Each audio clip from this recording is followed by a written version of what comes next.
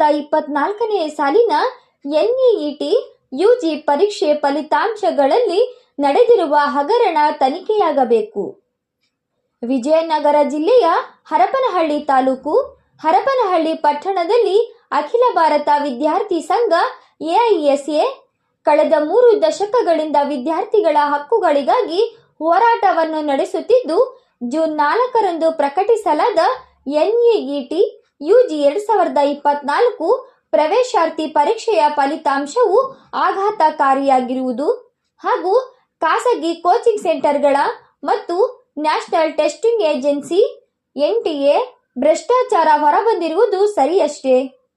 ಲಕ್ಷಾಂತರ ವಿದ್ಯಾರ್ಥಿಗಳು ಈ ಪರೀಕ್ಷೆಯನ್ನು ಪ್ರತಿ ವರ್ಷ ಬರೆಯುತ್ತಿದ್ದು, ಈ ಪರೀಕ್ಷೆಯು ಮೆಡಿಕಲ್ ಪದವಿ ಪಡೆಯಬೇಕೆಂದು ಆಶಿಸುವ ಎಲ್ಲಾ ವಿದ್ಯಾರ್ಥಿಗಳಿಗೆ ಬಹು ಮುಖ್ಯವಾಗಿರುವ ಪರೀಕ್ಷೆಯಾಗಿರುತ್ತದೆ. ಈಗಾಗಲೇ ತಮಗೆ ತಿಳಿದಿರುವ ಹಾಗೆ ಎನ್ಇಇಟಿ ಪರೀಕ್ಷೆಯಲ್ಲಿ ಒಳ್ಳೆ ಶ್ರೇಣಿ ಪಡೆಯಲು ವಿದ್ಯಾರ್ಥಿಗಳು ಪಾಡುಪಡುತ್ತಿದ್ದಾರೆ. ಸಂಪತ್ತುಳ್ಳ ವಿದ್ಯಾರ್ಥಿಗಳು ಖಾಸಗಿ ಕೋಚಿಂಗ್ ಸೆಂಟರ್ಗಳಲ್ಲಿ ಟ್ರೈನಿಂಗ್ ಪಡೆಯುತ್ತಾರೆ.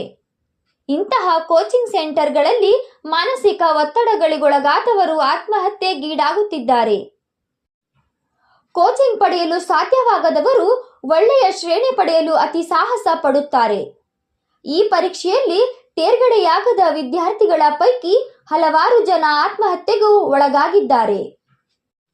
ಈ ನಿಟ್ಟಿನಲ್ಲಿ ಎನ್ಇಇಟಿ ಯುಜಿ 2024 ಫಲಿತಾಂಶದಲ್ಲಿ ಸುಮಾರು 67 ವಿದ್ಯಾರ್ಥಿಗಳು ಅಖಿಲ ಭಾರತ ಶ್ರೇಣಿ ಎಐಆರ್ 1 ಪಡೆದಿದ್ದು, ಈ ಪೈಕಿ 8 ಮಂದಿ ಒಂದೇ ಕೇಂದ್ರದಲ್ಲಿ ಪರೀಕ್ಷೆ ಬರೆದು ಎಐಆರ್ 1 ಶ್ರೇಣಿಯನ್ನು ಪಡೆದಿದ್ದಾರೆ.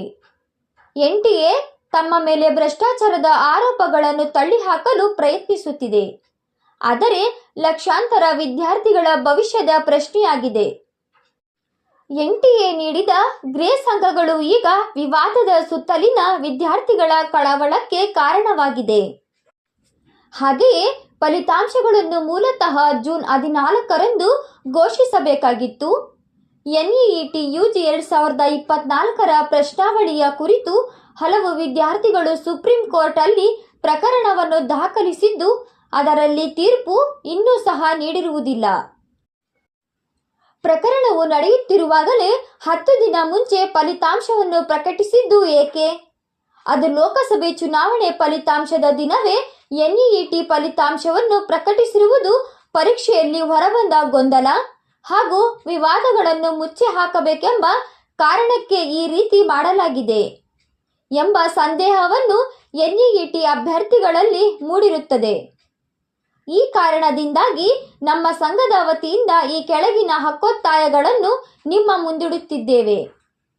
ಎನ್ಇಇಟಿ ಫಲಿತಾಂಶದಲ್ಲಿ ನಡೆದಿರುವ ಬೃಹತ್ ಭ್ರಷ್ಟಾಚಾರದಲ್ಲಿ ತನಿಖೆ ನಡೆಯಬೇಕು. ಪ್ರವೇಶಾರ್ಥಿ ಪರೀಕ್ಷೆಗಳನ್ನು ಎನ್ಟಿಎ ಇನ್ನು ಮುಂದೆ ನಡೆಸಬಾರದು. CUET UG, CUET PG, NET ಅಂತಹ ಪ್ರವೇಶ ಪರೀಕ್ಷೆಗಳನ್ನು ಎನ್ಟಿಎ ಮೂಲಕ ನಡೆಸುವುದನ್ನು ನಿಲ್ಲಿಸಬೇಕು. ಪ್ರತಿ ಒಂದು ವಿಶ್ವವಿದ್ಯಾಲಯವು ತಮ್ಮದೇ ಪ್ರವೇಶ ಪರೀಕ್ಷೆಯನ್ನು ನಡೆಸಬೇಕು. ಎನ್ಇಇಟಿ ಯುಜಿ 2024ರ ಮರುಪರೀಕ್ಷೆ ನಡೆಸಬೇಕು. ಈ ಕಾರ್ಯಕ್ರಮದಲ್ಲಿ ಸಂತೋಷ್ ಗುಳೆದಟ್ಟಿ, ಎಐಎಸ್ಎ ರಾಜ್ಯ ಸಂಚಾಲಕ ಸಮಿತಿ ಸದಸ್ಯರು ಸಂದೇರ ಪರಶುರಾಮ, ಗುರು ಬಸವರಾಜ, ಪವಿತ್ರ, ನಾಗರಾಜ ಬೂದಿಹಾಳ್, ವರದಿ H Karim Nandibevur, KS news 24/7. 2023-24ರ ನೀಟ್ ಎಕ್ಸಾಮಲ್ಲಿ ವಿದ್ಯಾರ್ಥಿಗಳು ನೀಟ್ ಎಕ್ಸಾಮ್ ಬರೆದಿದ್ರು. ಆ ಎಕ್ಸಾಮ್ ನಡೆಸಿರ್ತಕ್ಕಂಥ ಸಂಸ್ಥೆಗಳು